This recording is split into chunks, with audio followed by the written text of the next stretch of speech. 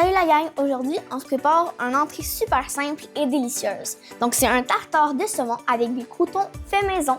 Donc, j'espère que ça va vous plaire autant qu'à moi. Bon appétit! Pour faire mon tartare de saumon, ça va nous prendre de l'huile de sésame, la moutarde au miel, une petite poignée de persil frisé, du saumon, des cocombes, de la ciboulette, une pomme verte, c'est très important, le zeste d'un citron, le jus d'un demi-citron avec sel, poivre et c'est pas mal ça part! Donc en premier, on va venir mettre notre saumon au frais parce que c'est la dernière chose qu'on va couper. On va le couper en petits dés, on va l'incorporer à notre mélange de fruits et de légumes. Ensuite, on va acheter le jus d'un demi-citron parce que sinon ça va venir cuire notre viande si on le met au début. Donc, on met ça au frais. Donc là, on va venir couper notre pomme avec cet outil qui sert à couper les pommes. On va venir le mettre à côté. On risque de ne pas utiliser toutes ces pommes parce que ça fait beaucoup. Parce que notre but, c'est que le saumon ait juste un petit peu d'à côté, comme un petit peu de pommes, un petit peu de concombre. Le but, c'est pas que ce soit des pommes puis des concombres au saumon.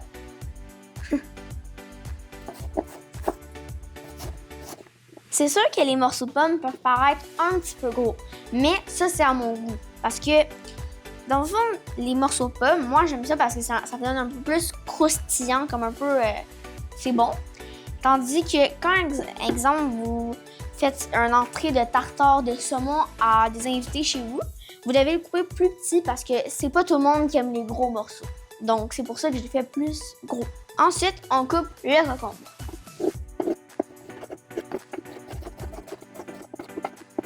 Encore une fois, les morceaux de concombre peuvent paraître un petit peu gros, mais ça, c'est à mon goût. Puis si vous aimez ça plus petit, vous le faites plus petit, mais si vous aimez ça avoir des gros morceaux, vous faites des gros morceaux. Là, on va venir en premier couper en gros le persil, parce que ensuite, on va pouvoir venir le hacher finement.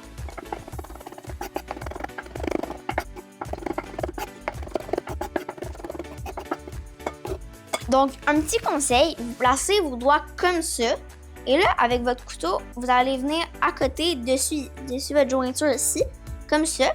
Et là, vous allez prendre vos ingrédients. Prenez votre temps parce que, tu sais, si vous faites comme ça, que là, après ça, vous coupez un doigt, un boudin, quelque chose, ça va non seulement gâcher votre recette, mais aussi votre soirée. Fait que prenez votre temps, c'est mieux. On fait le zeste d'un citron. Donc, vous allez commencer par le râper. Et là, quand ça devient blanc comme ça, vous le râpez pas parce que sinon, ça va donner un goût amer qui va pas être trop bon. Donc, vous continuez sur les autres côtés, râpez le jaune. Faut être fort pour être un chef. Donc, maintenant qu'on a râpé le zeste de notre citron, on va le garder pour le jus de tantôt.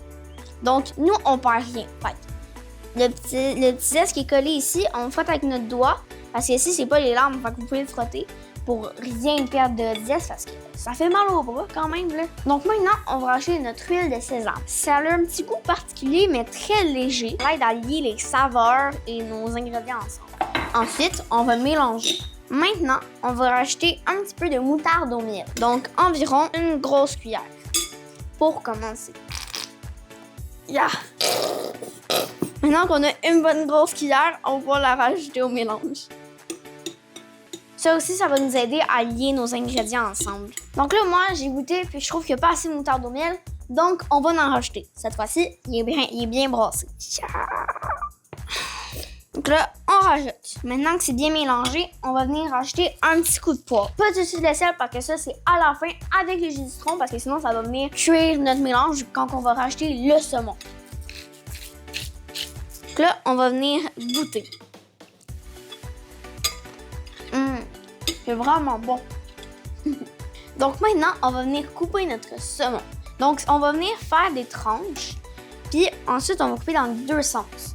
Parce que c'est environ censé être pas des trop petits morceaux, mais pas des non plus trop gros. Donc, c'est censé être comme ça pour avoir une bonne mâche. Donc maintenant, on va couper.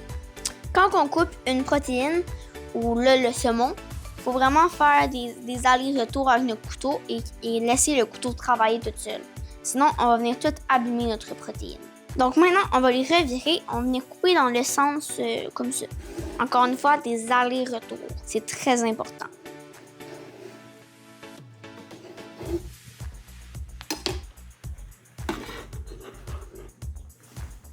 Donc là, on va venir mélanger, on va venir incorporer les morceaux de saumon avec.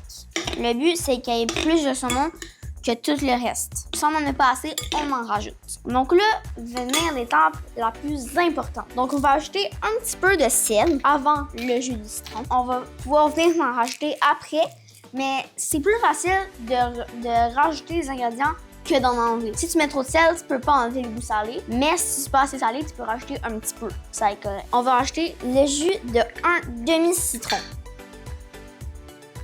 Là, le jus du citron va venir cuire notre viande, donc c'est pour ça qu'on le met en dernier. Donc là, on va mélanger. Ça va venir un peu changer la couleur, ça va devenir un peu rosé, vu que ça cuit.